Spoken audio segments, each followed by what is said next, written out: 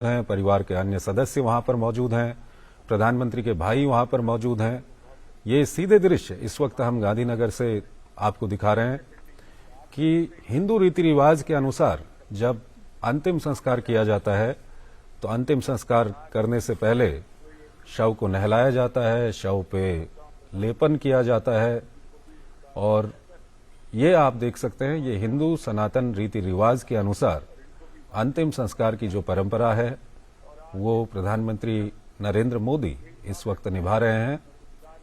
उनके परिवार के सदस्य, उनके भाई सब यहां पर मौजूद हैं। अनिल जी हमारे साथ बने हुए हैं, वरिष्ठ पत्रकार हैं। अनिल जी, 2014 में प्रधानमंत्री नरेंद्र मोदी जब दिल्ली आए, प्रधानमंत्री बने, तो किसी को ये आशा नहीं थी कि उसके ठीक बाद प्रधानमंत्री स्वच्छ भारत अभियान शुरू करेंगे और शायद बहुत कम लोगों को इस तरह की आशा रही होगी कि इस तरह का कोई अभियान प्रधानमंत्री की ओर से शुरू किया जाएगा। और आज 2022 है, इन 8 सालों में आप देखिए तो भारत के अंदर स्वच्छता को लेकर के एक मानसिकता ही बदल चुकी है। और उसके बाद जब हम जाते हैं प्रधानमंत्री के बचपन में और सब कुछ हमको जो भी कंटेंट इससे रिलेटेड आज इस ब्लॉग के जरिए मिल रहा है, वो लिखते हैं कि किस तरह से उनकी माताजी को स्वच्छता पसंद थी, वो बिस्तर को सलीके से लगाती थीं।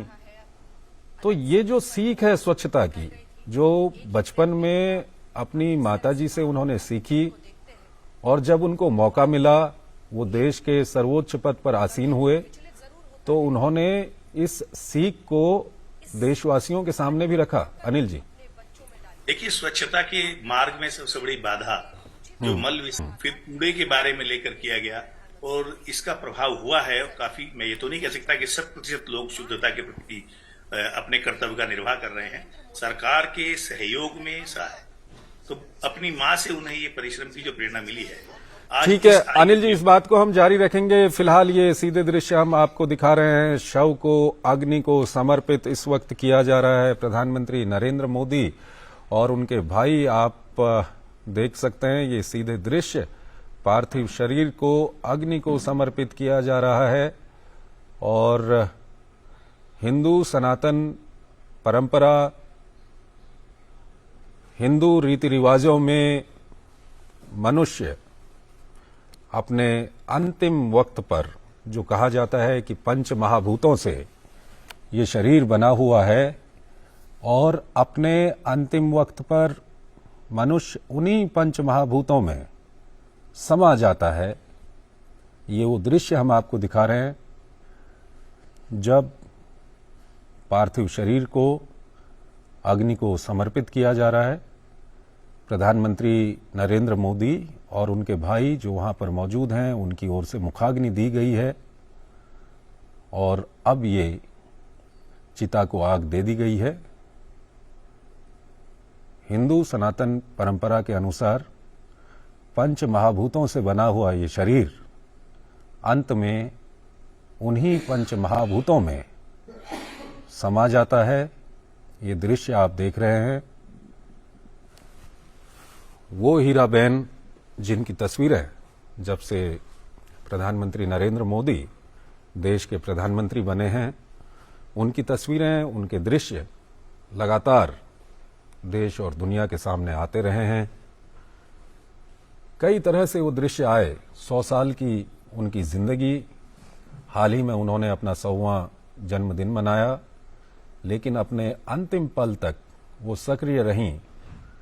चाहे कोविड की वैक्सीन लगवाने की बात हो या हाल ही में संपन्न हुए गुजरात विधानसभा चुनावों में पोलिंग बूथ पर जाकर वोटिंग करने की बात रही हो, या नोटबंदी के दौरान हमने देखा था कि वो खुद लाइन में लगी हुई थी आम जनता के साथ। सक्रिय हीराबेन की जीवन यात्रा अब अग्नि को समर्पित हो गई है। पंच महाभूतों से बना हुआ ये शरीर अग्नि को समर्पित हो गया है और ये शरीर उन्हीं पंच महाभूतों में समा जाएगा। आप देख सकते हैं हिंदू सनातन रीति रिवाज के अनुसार अंतिम संस्कार की जो प्रक्रिया है, उस प्रक्रिया को इस वक्त मूर्त रूप दिया जा रहा है।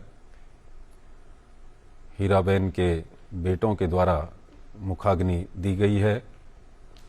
प्रधानमंत्री नरेंद्र मोदी, उन्होंने भी मुखाग्नि दी। और एक मां के लिए इससे सफल यात्रा क्या हो सकती है कि अभाव में, गरीबी में बीती हुई जिंदगी, और उन्होंने अपने बच्चों को ऐसे संस्कार दिए, ऐसी शिक्षा दी कि आज एक पुत्र भारत के सर्वोच्च पद पर आसीन है। और न सिर्फ भारत के सर्वोच्च पद पर आसीन है, बल्कि उसका नाम आज देश और दुनिया के शीर्ष नेताओं में लिया जाता है, शीर्ष ताकतवर नेताओं में लिया जाता है, शीर्ष विख्यात नेताओं में लिया जाता है। ये एक सफल जीवन है, जो जीवन इस लोक में खत्म हो गया। पार्थिव शरीर अग्नि को समर्पित किया जा रहा है। पंच महाभूतों से बना हुआ ये शरीर फिर पंच महाभूतों में समा जाएगा। और हिंदू माइथोलॉजी के अनुसार आत्मा अमर रहती है, अजर रहती है, शरीर खत्म हो जाता है, और पंच महाभूतों से बना हुआ ये शरीर यहाँ अग्नि को समर्पित कर दिया गया है, और वापस ये शरीर पंच महाभूतों में समा जाएगा। लेकिन आत्मा अमर है, अजर है, और वो आत्मा, उसकी सीख आज भी प्रधानमंत्री नरेंद्र मोदी के रूप में इस देश में मौजूद है। और लगातार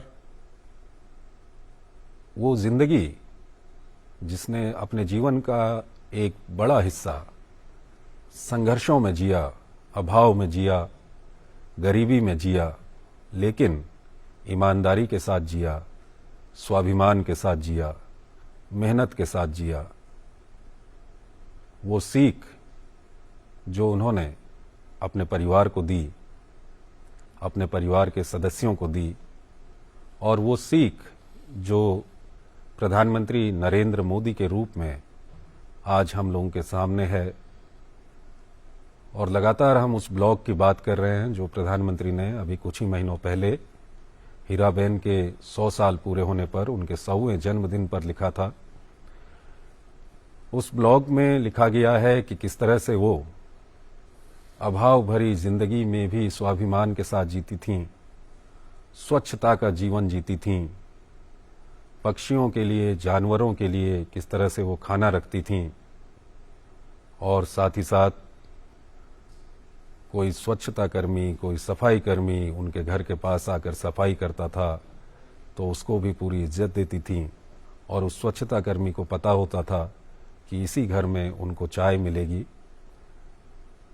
उसके अलावा कई सारी विशेषताएं जो प्रधानमंत्री ने अपने ब्लॉग में लिखी है, उन विशेषताओं को अगर देखें तो वो आज प्रधानमंत्री के दृष्टिकोण के रूप में, प्रधानमंत्री नरेंद्र मोदी की सरकार के रूप में वो लगातार दिख रही हैं। चाहे हम अंत्योदय की थीम के साथ जो योजनाएं हैं, जनधन योजना की हम बात करें, महिलाओं के लिए उज्ज्वला गैस सिलेंडर की हम बात करें, उसके अलावा स्वच्छ भारत की हम बात करते हैं, जल संरक्षण की हम बात करते हैं, हर नीति में कहीं न कहीं उस नेतृत्व ने, प्रधानमंत्री नरेंद्र मोदी ने जो अपने बचपन में सीखा है, जो उनकी माताजी से उनको प्रेरणा मिली है, हर योजना में वो भाव परिलक्षित होता है।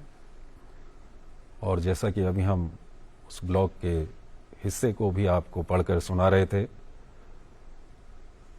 वो लिखते हैं कि आज अगर मैं अपनी माँ और अपने पिता के जीवन को देखूं तो उनकी सबसे बड़ी विशेषताएं रही हैं ईमानदारी और स्वाभिमान। गरीबी से जूझते हुए परिस्थितियां कैसी भी रही हों, मेरे माता पिता ने न कभी ईमानदारी का रास्ता छोड़ा, न ही अपने स्वाभिमान से समझौता किया। उनके पास हर मुश्किल से निकलने का एक ही तरीका था, मेहनत, दिन रात मेहनत। और अग्नि को समर्पित कर दिया गया है। ये पार्थिव शरीर पंच महाभूतों से बना हुआ, और हिंदू माइथोलॉजी में शरीर खत्म होता है, आत्मा नहीं खत्म होती। पंच महाभूतों से बना हुआ ये शरीर अग्नि के जरिए फिर उन्हीं पंच महाभूतों में मिल जाएगा। लेकिन आत्मा अमर है, और साथ ही साथ वो सीख, वो प्रेरणा भी अमर है। और वो प्रधानमंत्री नरेंद्र मोदी के रूप में हमारे पास मौजूद है। हीराबा की दी हुई शिक्षाएं, हीराबा की दी हुई सीख, हीराबा के जीवन से जो प्रेरणा मिली है, जो प्रधानमंत्री ने अपने जीवन में अभाव, गरीबी, संघर्ष देखा है, आज वो इन्हीं कारणों से देश को भी समझते हैं और अपनी इस तरह की नीतियां बनाते हैं।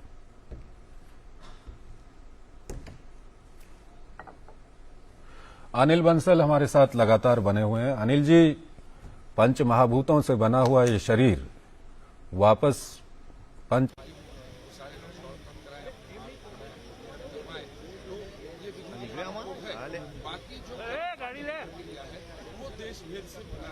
डबल 989 थोड़ा सा साइड से। अरे यार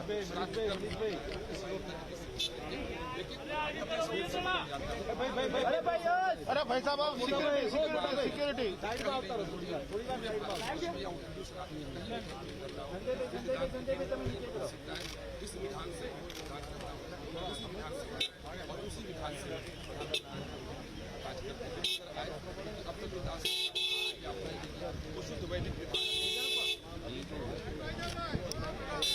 अरे बैठा भर जाओ ना आगे से।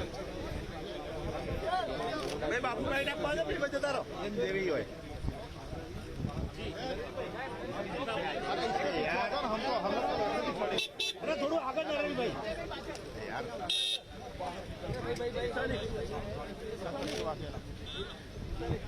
अरे अरे अरे अरे ए यार वो धक्को मार लो मॉडल ऊपर ना भाई रामा तो ना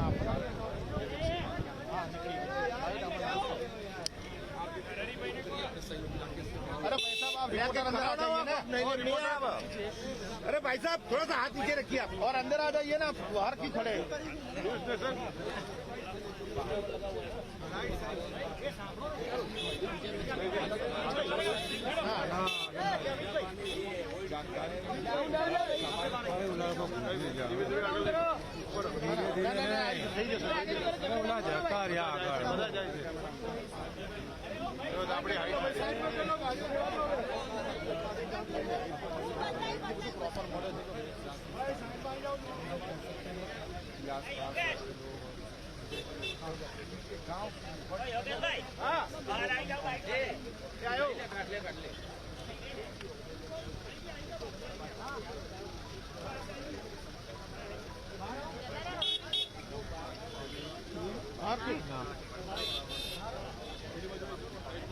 कई गाड़ी पास है कोनी कौन तो कोने वो है पहुंचो कई बाजू पर यहाँ तो इसे नहीं करे लेफ्ट साइड राइट साइड ऐसे बोल कई गाड़ी कैसे। अरे आ रही है यहाँ लेफ्ट कोनी बात करो तुम अर्पित है अर्पित हाँ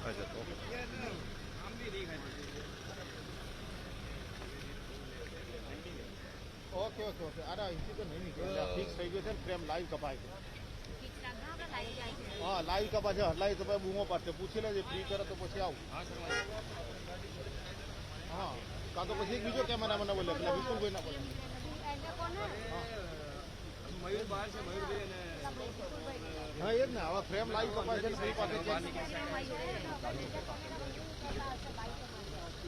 ना ना बाइट तो नहीं आप कर नहीं अरे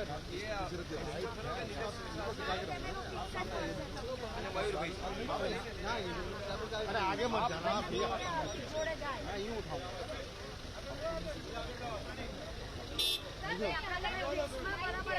हाँ हाँ बराबर परफेक्ट यहाँ से मड़े से बता निकले थे और यहाँ से मूवमेंट करिए ना आप यहाँ खड़े हो जाते हैं यहाँ से घुमा दो ले लो पाछा ले लो कौन हुई स्टैंड कौन हुई अरे लीला अंदर आ जाना भाई साहब यहाँ पे आ जाओ ना ये मतलब ये उसके पीछे वहाँ तो कैमरामैन कहाँ है ना हम लोग तो वैसे भी थे आप लास्ट में आके वहाँ पर खड़े हो गए अरे भाई आपको कहाँ डिस्टर्ब कौन कह रहे हो आप कह रहे हो ना आपका कैमरा यहाँ पे क्या दिक्कत आ रही है तो मुझे नहीं इसको दिक्कत आ रही है वो मेरे बात खड़ा है वो मेरे बात खड़ा है तो गलती उसकी है भाई वो कहीं और ढूंढेगा क्यों परेशान अरे वो तो पहले से ही था यार इधर कहाँ परेशान कहाँ पहले से था वो होता तो मेरे को बोलता चलो ना यार इसी में काम कर लो ना आप काम करें हम कब तक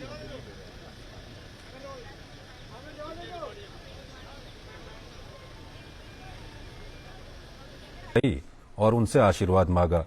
मेरी बात सुनकर पिताजी बहुत दुखी हुए। वो थोड़ा खिन्न होकर बोले, तुम जानो तुम्हारा काम जाने, लेकिन मैंने कहा कि मैं ऐसे बिना आशीर्वाद घर छोड़कर नहीं जाऊंगा। माँ को मेरे बारे में सब कुछ पता था ही। उन्होंने फिर मेरे मन का सम्मान किया। वो बोली कि जो तुम्हारा मन करे वही करो। हाँ, पिताजी की तसल्ली के लिए उन्होंने उनसे कहा कि वो चाहें तो मेरी जन्मपत्री किसी को दिखा लें। हमारे एक रिश्तेदार को ज्योतिष का भी ज्ञान था। पिताजी मेरी जन्मपत्री के साथ उनसे मिले। जन्मपत्री देखने के बाद उन्होंने कहा कि उसकी तो राह ही कुछ अलग है। ईश्वर ने जहां तय किया है वो वहीं जाएगा। इसके कुछ घंटों बाद ही मैंने घर छोड़ दिया था। तो आप एक अनिल जी एक माता को देखिए ना, आप माँ की जो ममता होती है वो काफी कठोर होती है, और जब कोई पुत्र माँ से दूर जाता है तो ऐसा बहुत कम होता है कि माँ उसका समर्थन कर रही हो, और यहाँ आप देखिए पूरा समर्थन माँ की ओर से पुत्र को। नहीं, अगर माँ के अंदर भी भाव है, जन सेवा का भाव है, मानव कल्याण का भाव है, तो फिर वो जरूर चाहती है। ऐसी माएं होती हैं, अतीत में भी हुई हैं, और हीराबेन भी उसी श्रृंखला की कड़ी हैं कि जो चाहती हैं कि उनका पुत्र सिर्फ निहित स्वार्थ तक, परिवार तक, माँ बाप तक ही सीमित न रहे, मानवता मात्र की सेवा करे, राष्ट्र की सेवा करे, समाज की सेवा। और जब वो शुरू से कहते रहे हैं कि स्वामी विवेकानंद से वो प्रभावित थे, बचपन से प्रभावित थे, तो उसी मार्ग पर वो एक तरह से आगे बढ़े और सेवा का रास्ता उन्होंने अपनाया और मानव मात्र और समाज की कल्याण की कामना की, उसी राह पर आगे बढ़े। अपने लिए कुछ नहीं सोचा, अपने लिए जमीन जायदाद, मकान, दुकान, फैक्ट्री, आवंटन, कोयला खदान, ये सब चीजें उनके स्वप्न से दूर रही, क्योंकि उनका तो एक ही मिशन हमेशा रहा है, और वो है देश की सेवा, समाज की सेवा, राष्ट्र की सेवा, राष्ट्र को विश्व में सर्वोच्च स्थान दिलाना, इस भारत माता के उत्थान की कामना करना, उसको सफल करना, उसको साकार करना, और उसी राह पर वो लगातार बढ़ रहे हैं। तो माँ का तो इसमें योगदान है ही। कौन माँ अपने बेटे को इस तरह से निकलने देती है? वो लाख जतन करती है, पर माँ ने भी सोचा होगा कि बेटा अगर कुछ अलग अनूठा इसके अंदर प्रतिभा है और करना चाहता है, तो मैं क्यों इसके मार्ग की बाधा बनूं? और ये एक छोटा रास्ता छोड़कर बड़े रास्ते की तरफ जा रहा है। तो माँ दूरदृष्टा थी, उन्होंने सोच लिया कि जा रहा है तो जाने दो, अच्छी राह पर जा रहा है, किसी खराब राह पर नहीं जा रहा है। तो ऐसी माँ को हम सत सत नमन करते हैं। धन्य है ऐसी माँ जिसने ऐसा पुत्र दिया। ठीक है अनिल जी, इस वक्त ये सीधे दृश्य हम आपको दर्शकों को दिखा रहे हैं गांधीनगर से, जहां पर प्रधानमंत्री नरेंद्र मोदी की माताजी के पार्थिव शरीर का इस वक्त अंतिम संस्कार किया जा रहा है। पार्थिव शरीर को अग्नि को समर्पित कर दिया गया है। ये सीधे दृश्य हम आपको दिखा रहे हैं। अनिल जी, हम ये जानना चाहेंगे कि अब जब हीराबेन इस दुनिया में नहीं है, प्रधानमंत्री के लिए कितना बड़ा एक खालीपन इसको आप कहेंगे? देखिए, माँ तो माँ ही होती है, चाहे वो जिस उम्र में दुनिया से जाए। माँ का बिछुड़ना एक निजी आघात, निजी क्षति, बहुत बड़ी क्षति किसी भी संतान के लिए होती है।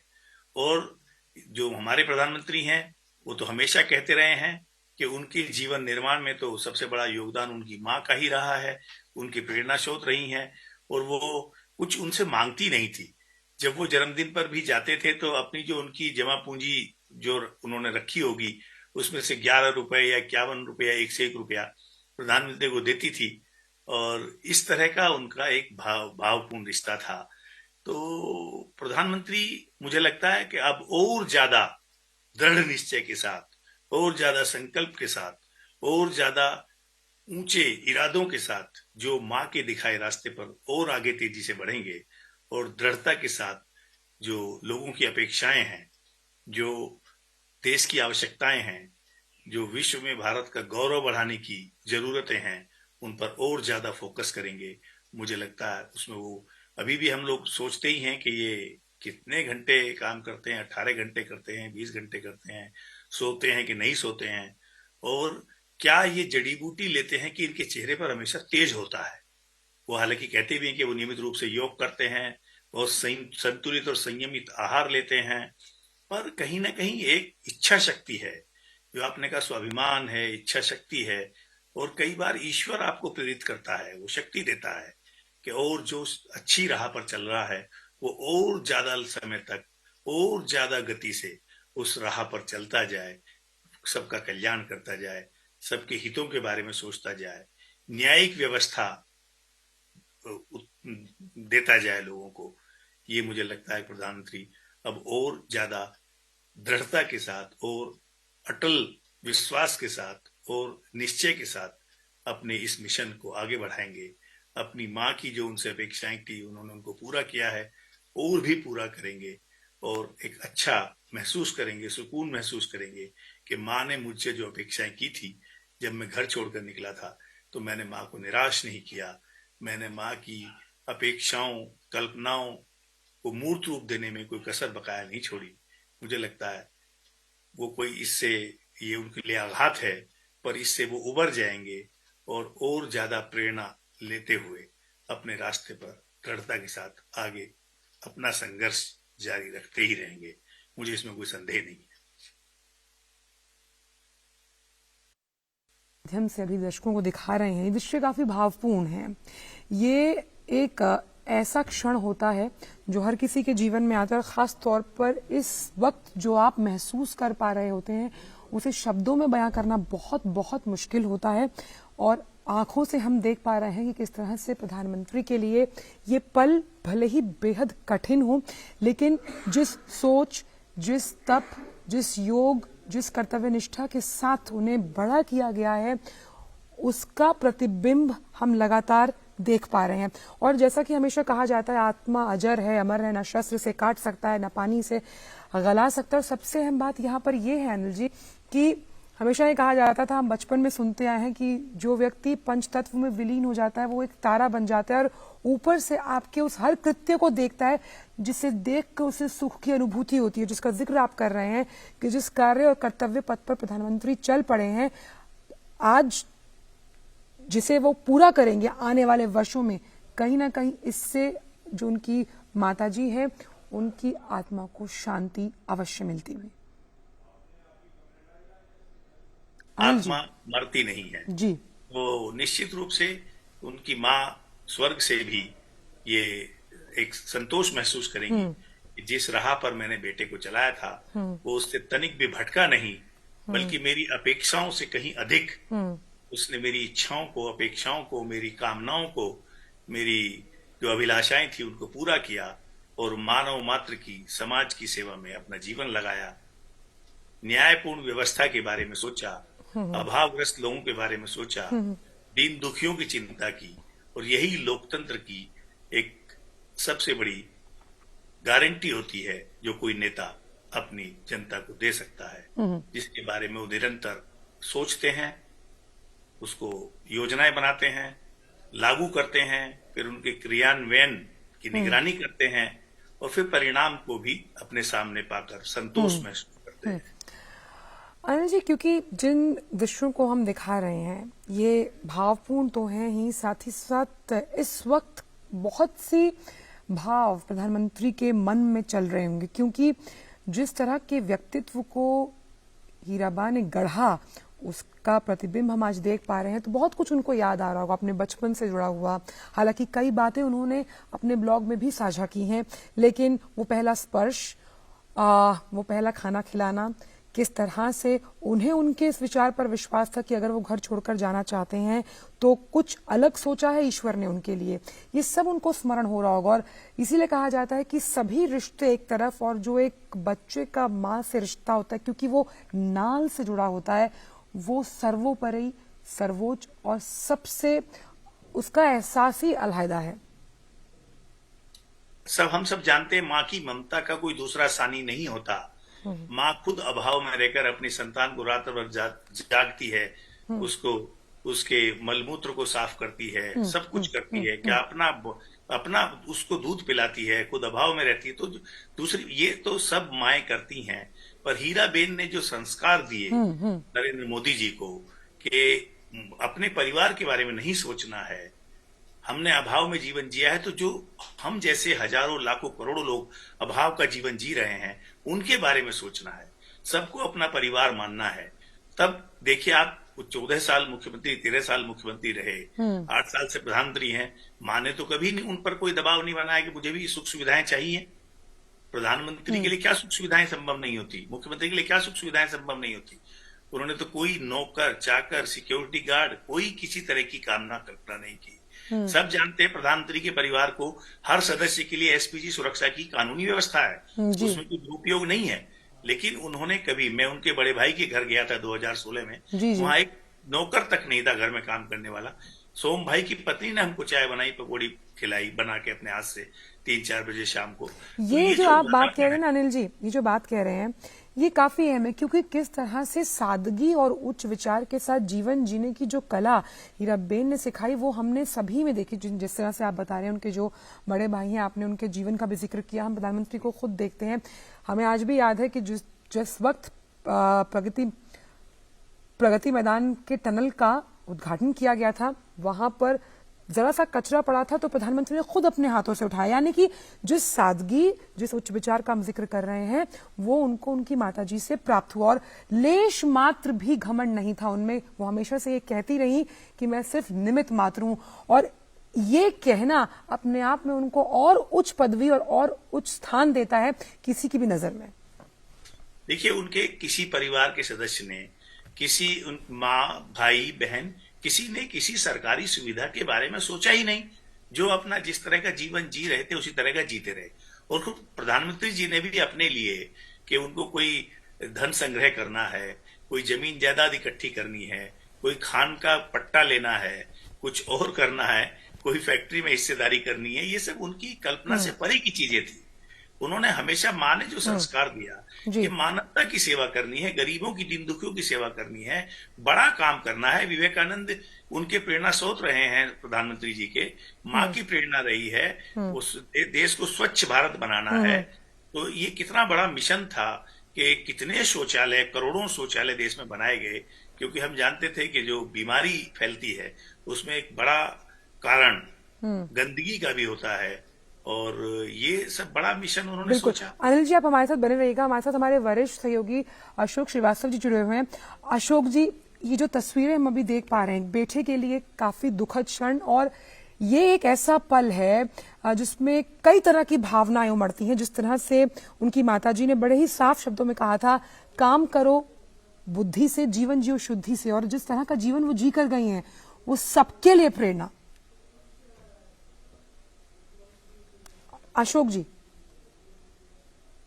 मुझे नहीं लगता कि इतिहास में बहुत सारी माओं का जिक्र होता है, शिवाजी की माँ की जिक्र है, और हम कि कैसे एक माँ एक बेटे को गढ़ती है, एक बेटे को संस्कार देती है।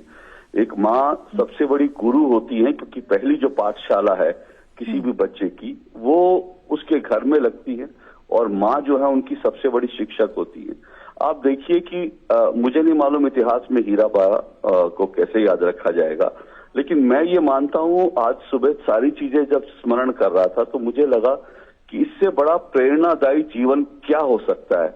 आप सोचिए, एक माँ जिसने अपने बच्चों को पालने के लिए कितना संघर्ष किया, दूसरों के घरों में जाकर बर्तन मांजे, पानी भरा, मेहनत मजदूरी की, और उसी माँ ने फिर अपने एक बेटे को दुनिया के सबसे बड़े लोकतंत्र का प्रधानमंत्री बनते देखा। आखिर इससे बड़ा जीवन क्या हो सकता है, इससे बड़ा प्रेरणादायी जीवन क्या हो सकता है, न सिर्फ भारत के जन के लिए, भारत के लोकतंत्र के लिए, बल्कि मैं कहता हूं पूरे विश्व के लिए इससे बड़ा प्रेरणादायी जीवन क्या हो सकता है। आप देखिए, हम आज इस देश में ही नहीं, बल्कि अगर मैं प्रधानमंत्री नरेंद्र मोदी की बात करूं तो वो विश्व के सबसे